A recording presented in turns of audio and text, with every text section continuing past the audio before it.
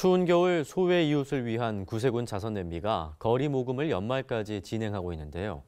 중간 모금 실적을 살펴보니 예년보다 모금액이 많이 줄어든 것으로 나타났습니다. 이른바 어금니 아빠 이영학 사건 등으로 인해 자선 모금에 대한 불신이 생겨났기 때문인 것으로 보입니다. 최경배 기자입니다. 매서운 한파와 궂은 날씨 속에서도 어려운 이웃을 돕기 위해 90년째 거리 모금을 펼치고 있는 구세군 자선냄비. 경기 불황에 힘겨운 살림살이에도 시민들은 나보다 어려운 이웃을 생각하며 따뜻한 손길을 내밀었고 해마다 기대 이상의 성금이 모아졌습니다. 하지만 올겨울은 예년과 상황이 조금 다릅니다. 희소병 치료비 명목으로 후원금을 받아 탕진한 이영학 사건과 일부 자선단체의 후원금 횡령 사건 등으로 자선 모금에 대한 불신이 커졌기 때문입니다. 좀 개인적으로 질문하시는 분들이 지난해에 비해서는 굉장히 많았던 것 같습니다. 어려운 사람들에게 직접적으로 전달이 되는가에 대한 질문들, 그리고 이제 금액이 어떻게 사용되는지에 대한 그런 구체적인 질문들이 좀 많았습니다.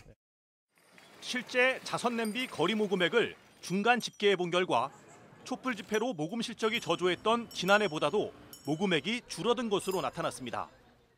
12월 20일을 기준으로 했을 때 2015년엔 28억 4천여만 원이던 자선냄비 거리 모금 실적은 촛불 집회가 한창이던 지난해 22억 2천여만 원으로 줄었습니다.